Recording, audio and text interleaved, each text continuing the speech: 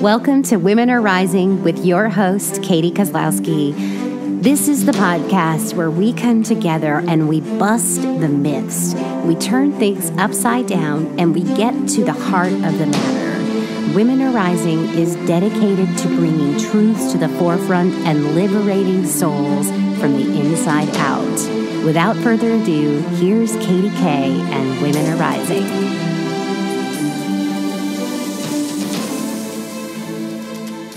Hi guys, it's Katie and welcome to another episode of Women Are Rising.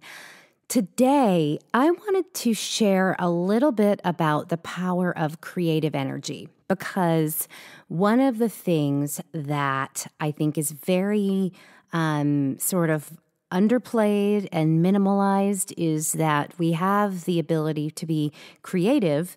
And, sometimes we act as if those skills don't matter. What really matters is, numbers, math, things that are very linear, things that are like very studious and you could say masculine, right? Like spreadsheets and earning money and all of these things. And then we forget about the fact that so many of us, and we all have creative energy. It's just a matter of, some of us have more than others, and some of us are like all creative and very little of that other side of thinking. And then, some of us are on the opposite side of the spectrum. And there's no right or wrong, and there's no, there's no specific way that you have to be. But I wanted to remind you that creative energy is incredibly powerful.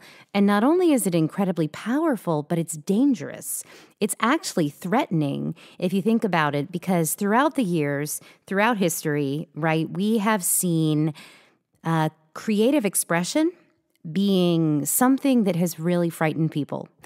Theater. Right? People, when they use theater to express their feelings and to deliver a message, there were things that were shut down. There were performances that were shut down. There were theaters that were burnt throughout history, right? We look at, Shakespeare, and then we look at, I believe it's The Cradle Will Rock. Like there were all of these things that really, and I know these things because I trained as an actress, right? And so I went to school and I took my theater history classes and I went to London and I saw the theaters and I was in some of these spaces physically. And, we hear these stories about how over the years, people have wanted to minimize theater, right? And art, right? Art as well, painting and statues and all of this creativity, music, right? Poetry, rap, right? Like today we have rap, we have more modern forms of expressive creativity, but we use our creative expression in ways to deliver our emotions and our feelings and our messages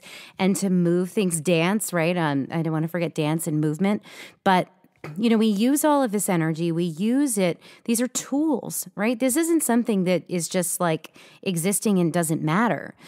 Art and music and dance and all of these things that we have, films, right? Plays, stories, books, right? All of these things are facets of creative expression, and it can be very threatening. The Bible, I would even say, is, that's a story. I might catch some flack for saying that because it's a religious book, but to some people it's stories, right? And regardless of your religion, it's still a series of stories and written by different people, and their version of what they experienced and how they express it, right? The book of John, is different than another chapter, Matthew, or I am not a religious expert, but what I'm saying is that so many things we have are these tools that help us deliver our voice, deliver our message, and included in that is our energy. And not just, our energy from the standpoint of like, this is what I feel, but there's information. It's encoded. It's activating within your mind and your body and your DNA, things. It's reminding you of things. It's waking you up. So that's why it's so threatening to people. And so we see over the periods of time how often people have expressed themselves, and even artists have been threatened, right? Even artists have been locked away and artists have been silenced because when we use our expression to deliver a message, and it's a very creative way of doing it, right? Because you don't have to, it's not just directed straight at you in literal speak. It's not like linear, right? It's not so specific. It's more creative, and it's more enjoyable. It's a little more free flowing. You can find all kinds of ways to deliver the information and not have it be so literal. And so people may get it, they may not get it. And so what I'm saying is that don't ever underestimate your value as a creative soul and feel like those gifts don't matter. Because not only do they matter from the standpoint of, delivering a message and delivering your emotions and telling a story and all of that. This podcast, right? What I'm doing is a way for me to express and reach you. So, I understand the value of it. And, that's one way, right? It's a way to deliver information and experiences and emotions and all of that. But there's also energy behind it. And the energy itself has the power to transform things. And so when I talk about, the creative meditations, right, which is something that I teach, right, creative visualization, what you may or may not realize that the imagination is extremely powerful. And it's powerful because in order for anything to manifest in any way, right, in order for you to bring something into your life, to heal something, to receive something, you have to believe it. Right? You have to feel it and you have to believe it. Otherwise, you're doing it, but there's no energy behind it. There's no belief. There's no trust. There's no faith. There's no connection. And then it's an action, but it's blind. It's an action, but there's no magic behind it. So that doesn't mean it's going to happen. A lot of people say, well, I tried to manifest something and it didn't come true. Well, if you didn't really believe it, right? If you didn't really believe fully in your entire being that you deserved it and that it was yours and, or that it was going to heal, I'm not surprised that it didn't show up because you have to believe it fully. And that's when the imagination comes into play. And that's why, you hear Albert Einstein, he talks about the imagination all the time. And if you check him out and if you read a little bit more about Albert Einstein, he was always talking about the imagination because what he did was he was able to actually believe that these things were possible. And that's how he was able to do what he did, right? Because he had the imagination and he knew that the ability to actually imagine it meant that he could create it. And so what you'll find is that if you start using your creative expression more, your imagination, your ability to sort of play around in those realms, right? That's a real realm. That's not just like, it's not just a game. It's not just a silly thing. I know when we're kids, they say like, oh, that's just a kid. That's just their imagination. Like, that's not true. But when you're a child, especially, and sometimes when even me, right, I'm grown up, 37-year-old child, but, they know in their hearts that it's real, right? They believe Santa is Santa. Oh my gosh, don't play this for your kids. But Santa, right? The Easter Bunny, all of these things, right? And if you're a grown up listening to this, Santa is real. But you know what I'm saying? It's like there's no doubt in their mind. There's no hint of doubt. It's complete belief. It's complete wonder. It's complete imagination. And when we can actually tap into that energy, like you do as a child, the ability to manifest, the ability to heal, the ability to create, to connect, to explore is unlimited because you're in the realm. It's an actual place. And I think you remember on another episode, I was talking about another chapter, as I'm calling it. I talked about, getting in the sandbox when I learned how to get in the sandbox. What that means is that you're getting in the sandbox and you're playing. You're letting your imagination participate, your creative expression participate. And so, just to share with you, over the years, I tested this and I've worked with various individuals with what I sometimes called playful transformation. And now I sometimes will call it creative healing meditation. It's the same thing. And basically what it is it's teaching you how to use that creative mind and the imagination, and not just use it, but use it in a way that it takes you to that realm where you are absolutely in belief, when you are so fully invested in what you're doing that you have absolutely no doubt in your mind that it's yours. And then you bring that back into yourself, and then it actually becomes a part of you, and it does manifest, and it does change your life. And so, I have seen it. I've seen people use it and attract jobs, right? I've said, like, the next day they said, "Oh my gosh, you're never going to believe it. I tried that magic spray that we made," or she made a magic spray. She made like a bottle. She like envisioned herself bottling an essence of her most magnetic, amazing self, and then she sprayed herself with it, and it made her all amazing. And then she said, I imagined spraying myself with the magic spray, and I got the job. And then not only did I get the job, but everybody wanted to hug me. Everybody was like drawn to me. And I said, well, that's the power of, the magic spray. You made it. It's yours. It was going to work, right? And then some other areas, like using it to heal a disease, using it to heal arthritis, using it to release, something that's in your body that you no longer need. You can do that. You can do all of these things. And I've done it. And if I hadn't done it, at least 100 times and seen it work, I would never suggest it. But I work as a scientist, right? I test things, I try things, and then I test it again, and then I test it again, because I want to be sure that when I tell you something, I am in 100% accordance with what I'm saying. And what I'm saying is this: you have creative energy within you. You have the ability to use your imagination and to use all of that untapped potential to create what you want, to create healing, to create manifestations, to visualize, more peace in the world. It doesn't have to be just for you. You can do it for others. And it works the same way. So I want to encourage you to remember that this exists. And not only does it exist, but it's very powerful.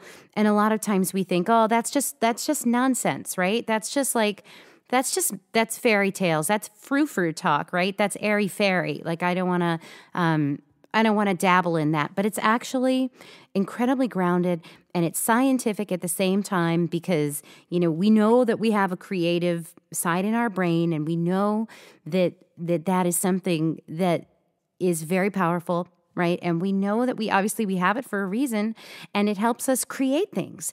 And so why not create it in the world and not just in your mind's eye? And one of the reasons why I also wanted to talk about this today is because that creative energy is also very feminine. Because, newsflash, I don't know if you know this, but the feminine womb, right, is where a baby's made. That's creating a life, right? That's creation. Right? It's a beautiful thing to know and remember that energy exists. And not only does it exist, but it's very powerful, because it's fun, it's easy, it's joyful, and it's whimsical, and it's childlike, and it's a magical experience, and it's really, really powerful. And it's very feminine, and it's feminine because it's more free flowing, it's more expressive, it's more gentle. I think of it as sort of like a little bit more round, and all of those things are very feminine. And what that means is that this is something that I believe that we've forgotten. Not only have we forgotten, but we were told not to do it. That goes back to where I said in the beginning: theater, art, music. We have so many things that have been shut down. I don't know why I'm thinking of this right now, but I'm thinking of Footloose, right? When they're like, no dancing in the town. The dancing is dangerous. But, I have a friend who is going to come on at some point named Donna, and she talks about dance. And she talks about how free and beautiful her dance is. And it's and I'll make sure that I connect her name to this particular episode, because I want you to be able to find her. I keep calling it an episode. It's a chapter. Although I guess it could be an episode. That's very Star Wars of me to say it's an episode. This is an episode. But the dance itself is something that was beautifully sacred and beautifully expressive, and someone came along and said, you can't do that. That's bad. That's evil. You got to stop that. And it wasn't because it was dirty, and it wasn't because of any of that. It's because it was dangerously powerful, because it was so magnetic and so energetically connected, that it was very strong. And so do not shy away from your creative abilities, whether it's making art, whether it's making music, whether it's acting or performing, or, making collages or cooking or gardening or anything like that. If it helps you move through something, use it. And a lot of times, I have even myself personally, and I've seen it with other people, if you run into a situation and you can't verbally express it, right? You have an emotion trapped in you and you don't have anybody to talk to, or it's not appropriate, because sometimes, these emotions are really tricky and sticky, and, we're not all trained therapists, right? And it's like sometimes it's not appropriate to try and sort through it that way. But what you can do, and I'm always an advocate for, getting help in the right way at the right time for what you need. So, just know that if something like that is what you need, that's fantastic. But if it's not, all of these creative outlets are available to you. And, I have done it. I've been extremely emotional before, and I've found a song, because I sing, and I'll sing and I'll feel better. And I'll say, gosh, I feel so much better because I sang it out of me. You hear blues singers all the time. They're so emotional. They're so expressive. There's emotion in there. There's feeling. There's pain. And they're using it. And so you can do the same thing. You don't have to be like a Broadway singer to do that, right? I do it sometimes. There's no one around. I do it in my car. My dog listens. Other than Archimedes, he jams out with me. But, and I've done it on the beach. Sometimes I dance and I sing. So I'll get my journal out. Sometimes I'll draw pictures. But all of these things help me express my energy and helps me visualize it, and it helps me get it out of my body and out of my system, and either onto the page or into the air, or just gets it out. So know that that's another thing, is it can help you move through something challenging, because emotion is energy in motion, right? And this might be the first time I've said that. Depending on when you're listening or what you're listening to, but energy in motion, right? Which means that we need to move the energy. And if you have stuck energy and you don't know what to do, use your creative energy, use your creative expression, because it can help you. And not only can it help you, but it can heal you. We have all kinds of beautiful creative methods of healing now. And I have the creative meditations.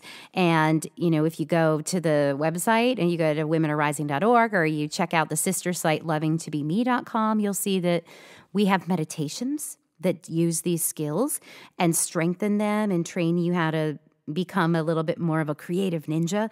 And it's profound and it's deep and it's so fun, because it does allow you to go to that space that maybe you wouldn't go on a regular basis, but it will free you. And not only that, but it's actually a skill set that they have been using for lifetimes.